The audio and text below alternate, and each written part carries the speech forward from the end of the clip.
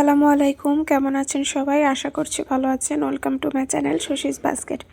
আজকে অনেক দিন পর ছোট্টখাট্ট একটা একদম সিম্পল, মনে হয় অনেকেই পারেন, অনেকেই বলতে কি সবাই হয়তো পারেন, একটা রেসিপি নিয়ে চলে এসেছি। ফুলকপির পাকোড়া, ফুলকপির চপ এর আগে আমি দেখিয়েছি, আপনারা হয়তো খেয়েছেন, বাট এইভাবে ফুলকপির পাকোড়াটা আমি কখনো খাইনি।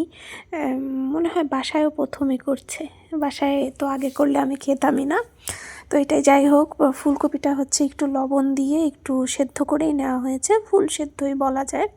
তারপরে হচ্ছে গ্রেটারে একটু গ্রেট করে নেওয়া হচ্ছে। আপনারা চাইলে হাত দিয়েও মানে একটু ভেঙে ভেঙেও নিতে পারেন।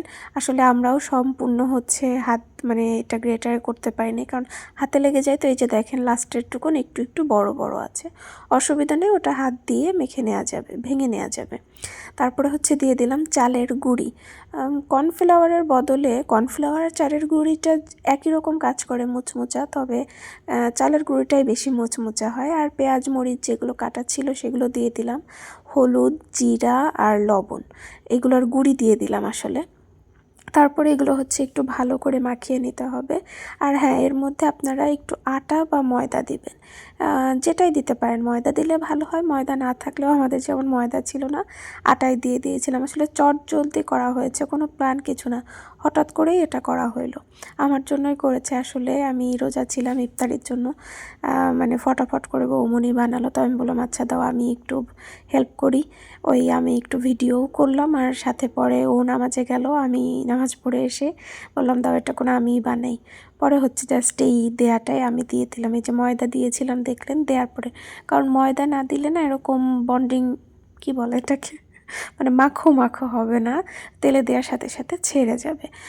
একটা ডিমও চাইলে আপনারা দিতে পারেন, আমরা দিতে চেয়েছিলাম ডিম, কিন্তু পরে দেখলাম যে না, একটা দিয়ে দেখেছিলাম প্রথমে, যে দেখলাম যে না সুন্দর মতনই হচ্ছে, ডিম না দিতে চাইলাম না, এই জন্য পরে আর ডিম দেইনি। পরে এই যে প্রথমে একটু, আসলে এটা না অত মানে কম আঁচে ভাজার দরকার নেই, কারণ ফুলকপি আপনার পুরো সেদ্ধ হওয়া, আর পেঁয়াজ মরিচ এটা খুব ইজিলি হয়ে যায়। তো এই জন্য প্রথমে একটু কম আঁচে দিয়েছি, মানে অতিরিক্ত তেল গরম দিলে দেওয়ার সাথে সাথে আবার লাল হয়ে যাবে।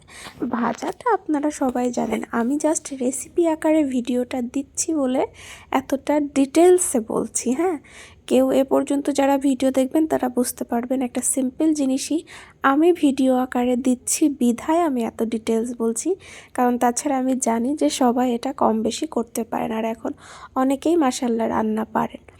সো এত কিছু ধরে ধরে শেখানোর কিছু নেই, বাট তারপরেও গুটি কয়েক কিছু থাকে যারা একদমই কিছু পারে না, সিম্পল। কারণ এর আগে আমাকে একটা আপু বলেছিল, আমি যখন খুব রান্নার ভিডিওগুলোই বেশি দিতাম, রেগুলার যে রান্না, আমাকে বলেছিল যে আপু এরকম সিম্পল সিম্পল রান্না আমাকে দিবেন, আমি একদমই কোনো রান্না পারি না। তো এই জন্য আর কি। কেমন লাগলো?